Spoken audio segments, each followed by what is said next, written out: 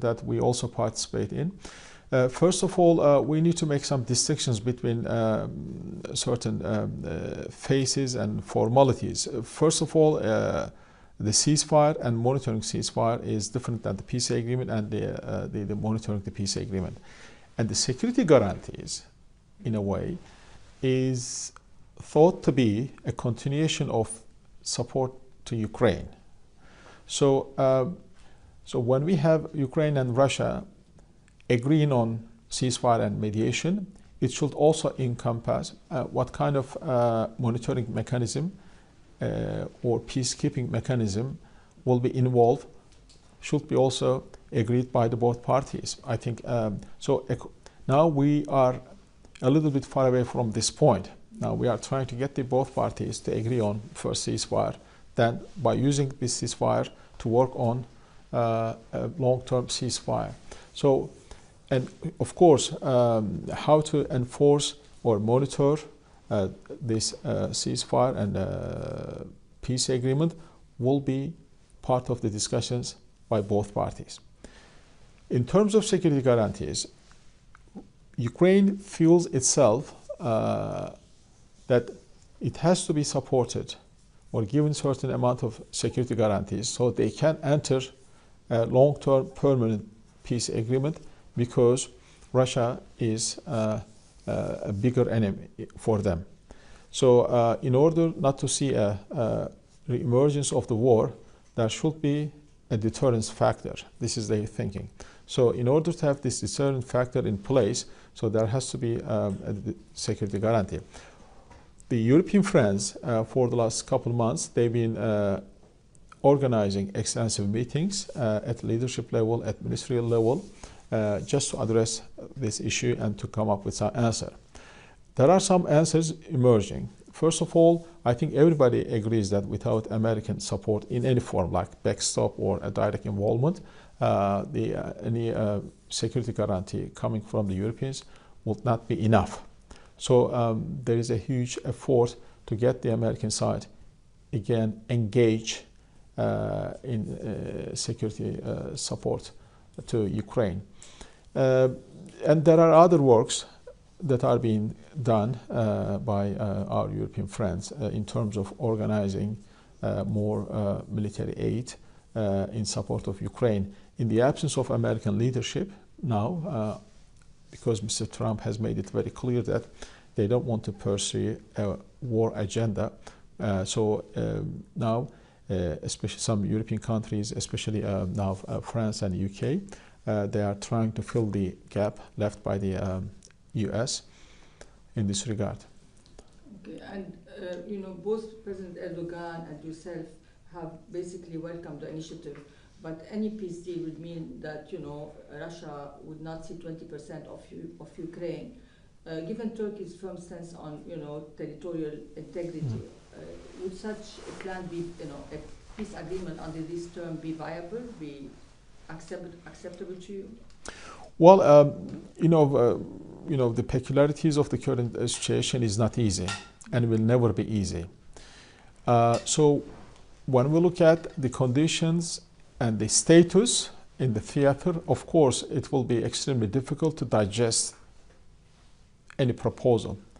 But when we look at the other option, which is more death and destruction, I think whatever the conditions that we have in the theater will be more reasonable in terms of not to go the other direction.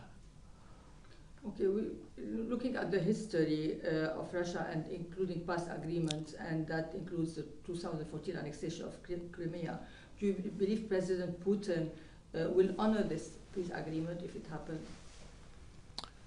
No, I cannot say anything on behalf of other leaders and for future scenarios. But you know, if we reach an agreement and agreed by both sides, again, it has to be agreed by both sides.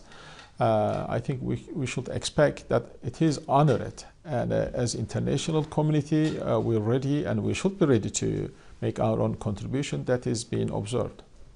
What are the implications of the rapprochement between President Trump and President Putin, and how does this impact Turkey and Europe in general? Well, it's another important question. Now as we see, there are two tracks happening. One is how to address the war in Ukraine. So United States is talking and discussing with Russia on this subject. The other thing is how to normalize relations with United States and Russia. As we understand, this is also a subject that they are discussing. I think, and two tracks are heavily intertwined, I think interdependent. So one advance on the Ukrainian war front will certainly help Russia-US relations to be normalized. But it will certainly affect the geopolitical system one way or another. I think it will cause a big geopolitical shift, because since the beginning of the Cold War, the orientation of the geopolitical positioning of certain actors, I think, made according to the division created during the Cold War. Now, if we see that the main actors are not hostile anymore, they are having some kind of cooperation, I think the mentality that we have inherited from the Cold War, which was based on the hostility between West, mainly United States, and Russia, will create a huge change. And it will be a huge change. Coming to that shift of Mr. Trump's policy on Ukraine, 180-degree shift, do you think, it will, are you concerned that it could weaken Europe, basically? How do you see Europe under President Trump's influence now? I mean, from our side, it looks like it's people say it's a weaker Europe now. Well, maybe it's an opportunity for Europe too, because there has been a huge dependency on the United States since the beginning of the Cold War, and this dependency is so all-encompassing and so big that nobody was even thinking that it is there. So it was taken granted. Now Europe is facing a crisis, but that crisis might lead also an opportunity to really become more independent and less dependent on certain areas to the United States. I think because everybody knows that the current EU system and is only possible under American security umbrella. So this is now, if US withdraws itself and disengages itself from the European security gradually, and I'm not sure about this, maybe, but if it happens, so it might also present an opportunity for European Union. In the beginning, they might seem to be weaker, but I think in the long run it will be helpful for Europeans. But in terms of geostrategic assessment, I think the EU might be less relevant to the geostrategy, because if there is the American partnership ends and the America starts partnering with other geopolitical partners as much as they do with the Europeans, I think the relevance of EU and European countries becoming less, and they have to be more competitive then, because their partnership with the United States has given them a huge advantage in international fora, whether it be political, security, or trade. Yeah, they have to be more reliant. I want to move to other hot topics, which is Syria, and you were involved in Syria from the beginning. In your previous role, you oversaw, you went to see President Assad during the beginning of the uprising. President Erdogan was a very close ally then, or before the uprising, trying to persuade him to launch dialogue, to have a political solution, and then you oversaw the building of the rebels, creation of rebels forces, and who were in Syria, and Turkey was essential in that role. I understand you drove recently, because the airport was not functioning, to Syria to meet President Shara, and you saw the devastation and you saw the destruction, basically. I know, I saw it too, I mean, it was like another like Stalingrad. So how do you see, as a leader, and how did it feel for you to meet President Shara at the palace compared to when you met President Assad? You know, tell me, how did you feel then, seeing that, you know, this change of leadership, and how do you see the future of Syria? Well, Syria belongs to Syrian people, and any administration regime is welcomed by the majority of the Syrians, is welcomed by us. As you know, I mean, the Assad regime was a regime of minority, and now there is an historical opportunity in Syria for a majority government. The Shara government is representing the majority, but it doesn't mean that they should be mistreating the minority, and they should be all inclusive. In fact, I mean, in our view, this is what we've been advising as Turkey. We are trying to mirror ourselves to Syria in certain areas, especially public administration, advising, look, there is no minority majority here. All Syrians are equal. And regardless of their ethnicity, religious, sect, they should be equal before law, before government services. So I think now Mr. Shara understands this very fact, because when you deliver justice, basic services, infrastructure to your own people, it doesn't recognize religious or ethnicity, and they should equally enjoy.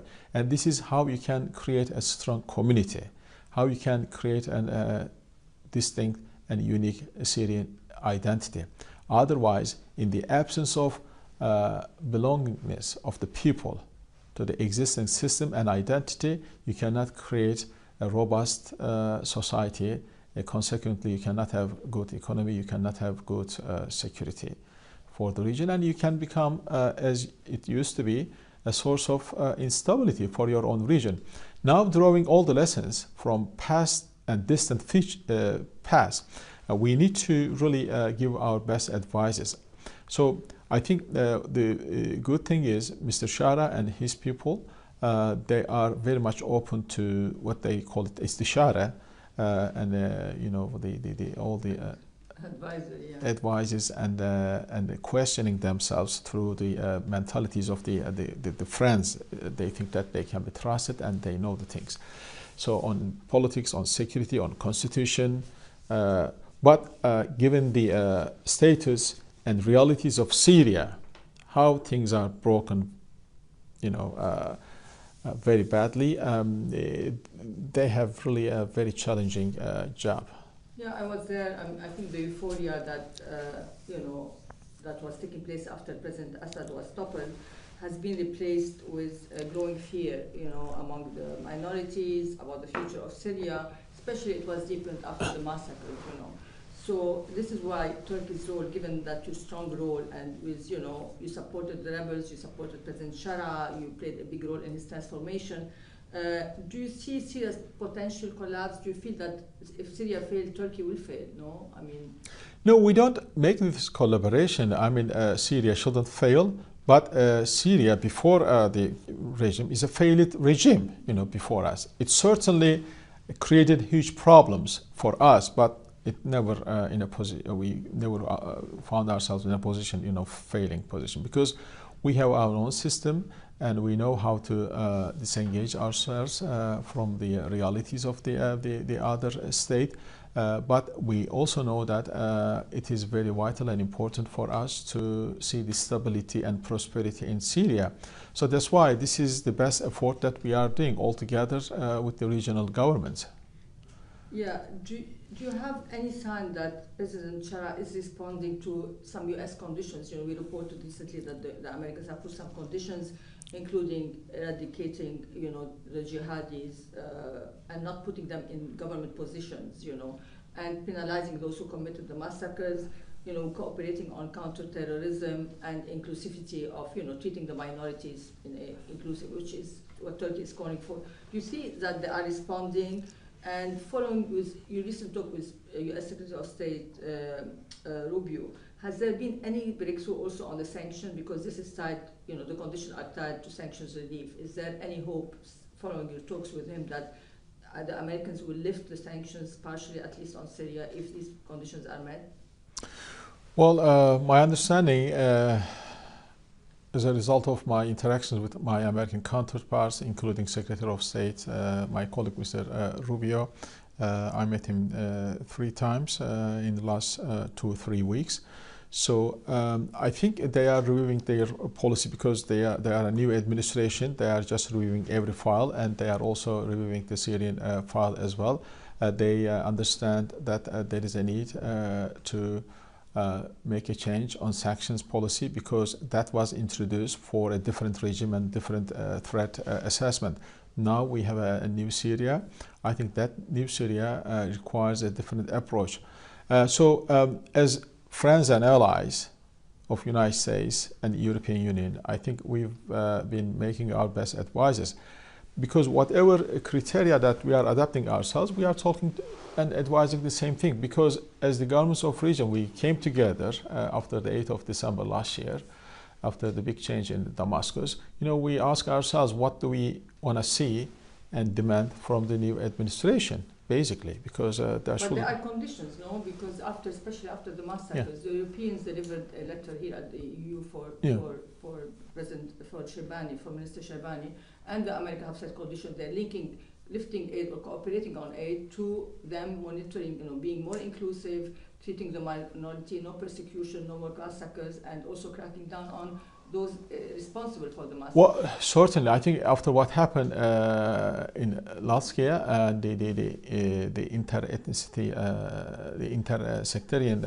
clashes, and which led the massacre of certain number of civilians, unfortunately, was not unacceptable. I think the good news is Mr. Shara thinks in this way. I mean, he made it clear through his statements and actions that he is trying to do his best to not to see the repeating of this event again, because it's a very well-known fact that there is a sectarian tension between certain communities inside Syria because of the mistakes of the past regime, because it unfortunately did sow the seeds of animosity between different sects and ethnicities in the region. This is what the previous regime led in Syria. But now this is something that current administration inherited from the previous regime. So they understand the sensitivity of the subject. So especially Alawites should be given special attention, that they are not persecuted, they are not targeted, and they are not discriminated in this regard. So therefore, but the past resentment is also there in the society. Right after the incident, they have appointed a committee to conduct a full investigation of what happened. I hope their findings will be really a sound one and fair one, and I hope that Mr. Shara takes necessary actions. But you see, he's just distancing himself from this radical. Are there any changes that you have seen, any kind of delivery that has happened since then, or not yet? Well, certainly, because we know that how he was instructing all the security forces when the incident started. The objective is not to go kill one side. The objective is to go to suppress the things, because there is an element of provocation first. That provocation spark the wider scale of conflict between the civilian sects, the Alawite and Sunnis, unfortunately, and both sides killed people from each other, and so this is a disaster for a nation. So it's a state problem now. I think he should be addressing accordingly. And we have reports that Turkey is considering establishing military bases in Syria as part of the joint defense agreement with air defense capabilities. And we saw that Israel has said publicly that it opposes Turkey's growing influence in Syria, and they're claiming that you are treating Syria as a protectorate. And we saw that they are intensifying the airstrikes on Syria. Does Ankara interpret the recent intensification of Israeli strikes as part of an attempt to block an expanded Turkey military role or foothold in Syria? And given Israel's growing military presence, do you foresee any potential clash between Israel and Turkey there? There are fears that it could lead to a military confrontation between the two armies. Well, first of all, we don't want to see any confrontation with Israel in Syria, because Syria belongs to Syrians. Syria doesn't belong to Turkey. Syria doesn't belong to Israel. We cannot talk on behalf of the Syrians. The Syrian security should be decided by the Syrians. If they want to partner with certain countries, with certain international communities, they're welcome. If they want to have a certain understandings with the Israelis, it's their business. But what we are trying to do at the moment, is that we try to come up with, based on the consent of all the party states, to create a platform to fight against ISIS, because now there is a transition period in Syria, and we don't want to see ISIS and PKK, they are taking advantage of this transition period, because in the transition period we see the absence of the regular forces, some absence of military capabilities, and unfortunately Israel is taking one by one out all these capabilities that a new state can use against ISIS and other terrorist threats. So basically what Israel is doing in Syria is not only threatening the security of Syria, but also is paving the way for future instability of the region. I don't think that it is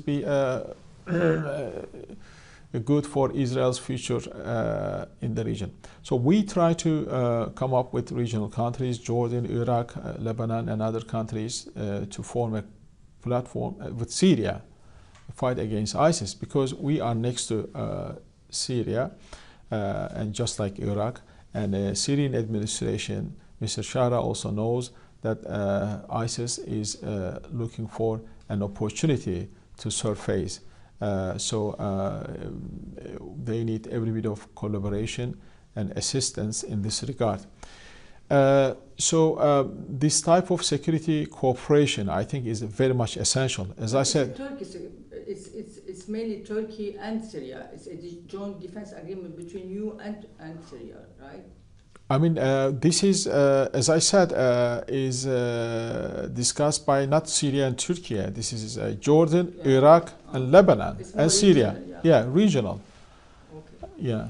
And are you enlisting the U.S. as Israel ally to try to, to ask Israel to stop this kind of? It looks like they're saying that a campaign against Turkey, and they're worried about the growing influence of Turkey in Syria, and they're calling for the decentralization of Syria. Are you trying to use when we discuss with our American friends, and because their interest and assessments have been the same. I mean, they don't want to see the ISIS emerging again. They don't want to see instability. They don't want to see a threat to the neighboring countries.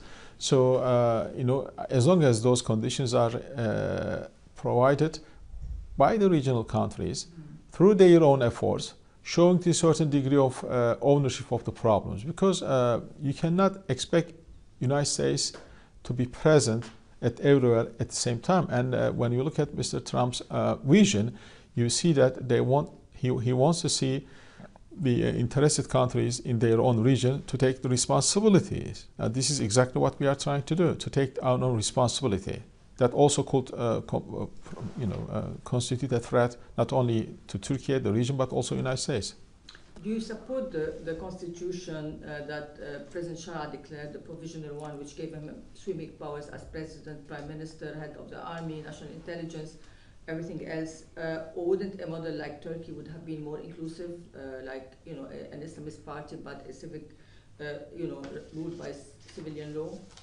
Well, Turkey has a long tradition of multi-party system, democratic system, since 1952. We adopted a republic in 1923. Then we transformed ourselves to democracy in 1952, multi-party democracy.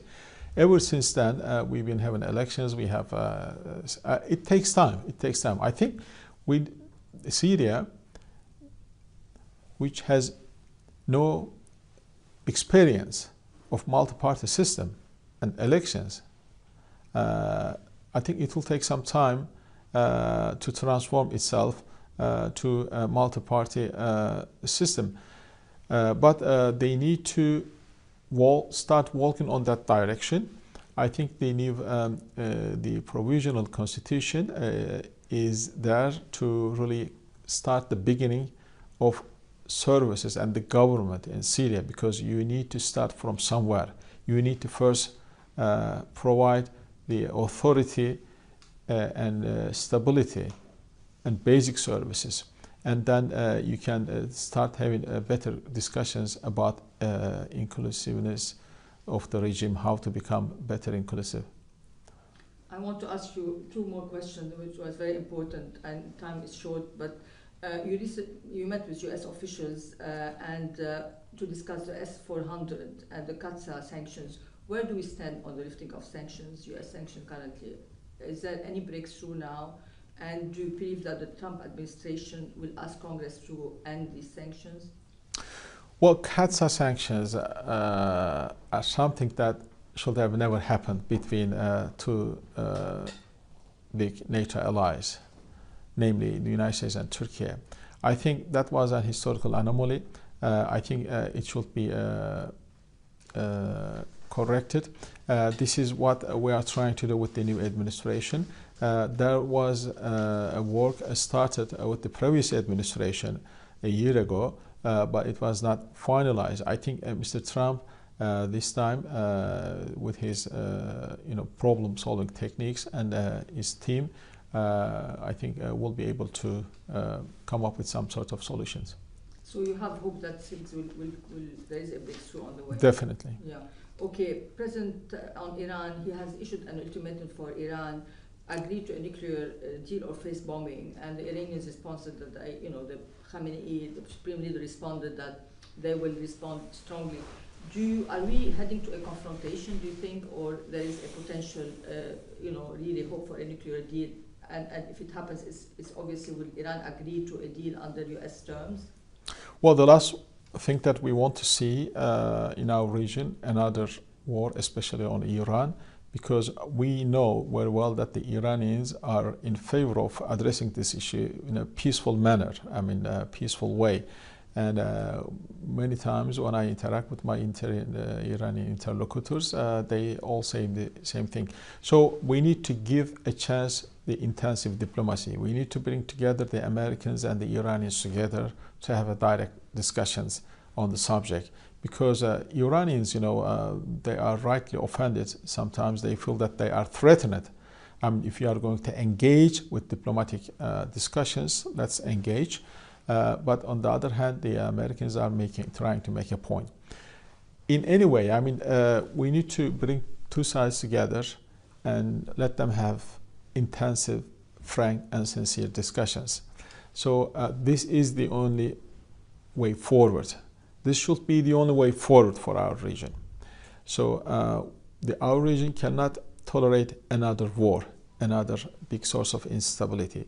So, and we don't know what type of escalation might occur in case of such an attack. So we don't want to see any attack on Iran taking place. So we need to see, as it was the case in the past, peaceful negotiations employed by both sides and interested parties. European countries can also play important roles as they did in the past. If we are asked, we can assist as we try to do in the past. But whatever we do as international community, as interested parties to address nuclear file, use of force should not be on the table. Okay, last question. I was at the Doha meeting when you met, when Assad was toppled, and you met Minister Lavrov, Araghchi, and the Prime Minister of Qatar. Did you play a role in his safe exit, in Bashar's safe exit? Was it a Russian request and that you accepted? Many Syrians would have wanted to see him tried somewhere. I think Mr. Assad, had this conversation with Russians. So, and you all accepted the Russian demand, basically. All right, thank you so much. Well, thank you. Thank you. Thank you. Thank you.